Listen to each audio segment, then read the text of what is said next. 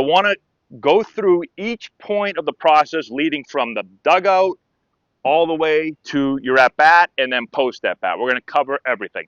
I don't know what you've done in the past. I don't know if you have a plan or a routine or if you don't.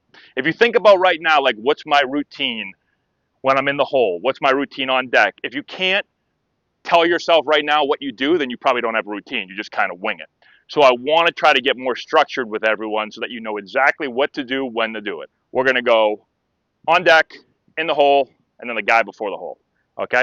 So if you're 3 away from hitting, I want you to have your helmet on, batting gloves, if you wear batting gloves, and bat in your hand. The biggest thing for me is I don't want guys rushing. So a pet peeve of mine is when we're late to the on-deck circle. We should never be late to the on-deck circle. So to make sure that we're never late to the on-deck circle, if you're in the hole, or if you're 3 away, you're going to have your helmet on, bat in hand. You guys can be at this end of the bench. You can just be sitting right here. So if you're in the hole, you're right there. If you're 3 away, you're right next to them. All you need to be doing is watching the game, watching the pitcher, see how they're attacking guys.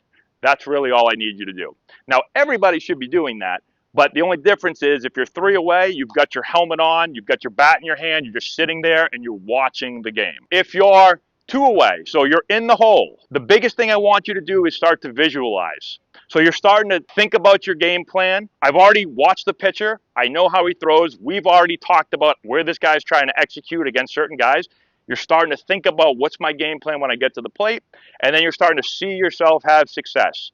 So whether you want to close your eyes or not close your eyes, I don't really care, but I want you to start to see yourself getting the pitch that you're looking for against that particular arm.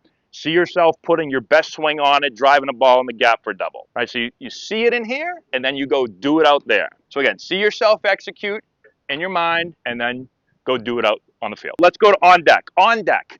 Get to the on-deck circle. If you have your own routine, you want to stretch and do whatever you need to do to get ready, that's fine. But the biggest thing the on-deck circle is for me, is to get in sync with the pitcher and get your timing down. I know we had to talk to a couple guys during the game. Some guys are just kind of sitting back on the blue pad, just waiting on the on-deck circle.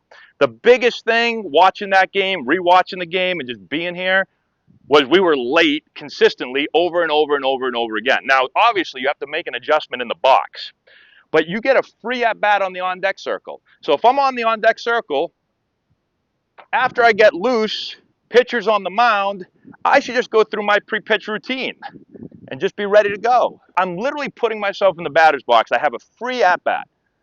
I'm going to be ready to go. I'm going to time the pitcher up. And all you're going to say to yourself is, was I on time for that pitch to drive it?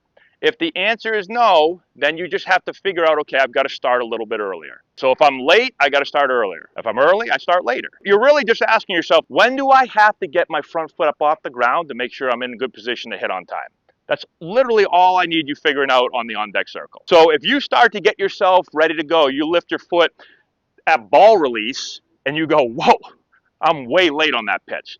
Well, then maybe you have to start to get your foot off the ground as the arm's starting to swing up. If you're still late, maybe it's when the hands break. Everyone's stride's different. Some guys are short and quick. Some guys got bigger kicks. So that's all up to you individually. But you got to figure out, based on the pitcher, when do I get my foot off the ground to make sure I'm ready to hit. You should never go to the plate and take the first pitch and go, okay, it's 0-0. Let me figure out here where I got to get. Like, that's way too late. You're just wasting pitches. You got to be ready to go when you get there. So do all of your work on the on-deck circle. Don't waste that time. Now I walk to the plate. When you walk from the on-deck circle to the plate, I want you to walk with good body language. We talked about that a bunch of times during the game. Big body language. You should walk to the plate, like grab the bat with your dominant hand. I'm a righty. I grab the bat here. My shoulders are backing up, my head's up, and I walk to the plate. I don't have to walk like I'm entering a WWE ring, but I shouldn't be. Shit, I'm 0 for 3. We talk about fake it till you make it. You have to walk to the box regardless of how you feel, regardless if you're 0 for 3 with 3 Ks. You have to trick your mind into thinking you feel good. Body language plays a role in that. You got bad body language, your mind is going to think bad things. I got good body language, I can fake it and trick my mind into thinking good things. We should not be able to tell if you're having a bad day by the way you walk to the plate. You should walk to the plate like you're 4 for 4 with 4 rockets. Act different from how you feel.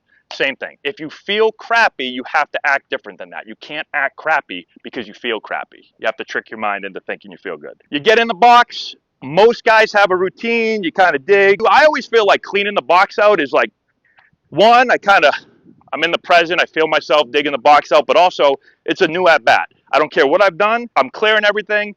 I'm starting fresh. Now I'm ready to go. I'm not going to tell you how to clean the box or what to do. That's basically signifying it's a brand new at bat. Big one, breathe, slow the game down. I think if you watch most big league hitters, most guys, when they get in the box, most guys take a deep breath. Don't let the game start to speed up on you. You control the game by controlling your breath. If you feel like you're breathing fast and heavy, then you need to, one, step out, or two, just make sure that you take a deep breath every time. Two things I'm big on: breathing, and then finding something. I call it a focal point, finding something on your bat. So maybe whoever's bat this is, you got the DeMarini sign, and it's deep breath in, let it out, and I'm looking at the DeMarini sign.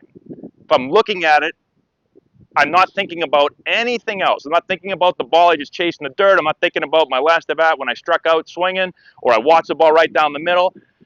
I'm taking a deep breath to calm myself down, and I'm looking at the DeMarini sign to get me in the present, ready to go. Now I get it. Some of these things you guys might already do. Maybe you do it, you don't even realize you do it. But again, I think that this stuff is important, especially if you're somebody that overthinks, which we have a few of you that you can see your brain's going 1,000 miles an hour. These are some ways to learn how to slow everything down and how to get control of your emotions and your thoughts. Release or reset. You take a horseshit swing, you get a pitch that you don't like, that the umpire calls a strike and you think it's a ball. Have a way to just reset things. So I can call timeout and step out. I can undo my batting gloves. I can pick up some dirt. I can find something, maybe the foul pole or the Gordon sign on the scoreboard. Find something to be able to look at, take your deep breath, give yourself a minute to calm down. If you feel yourself getting out of control, then you need to realize that and recognize it, and then go to whatever it is that helps you release. A lot of guys are just, they step out, call time, and then they'll start to, do batting gloves or elbow guards or whatever. But again, it's the same thing. You can't just step back in if you're frustrated. Now, we can't call timeout a million times. I get it. But you realize I just call being on red. Things are starting to spiral out of control for you. Call time and get back into feeling green again and feeling good to go. Now it's time to go. I'm getting ready.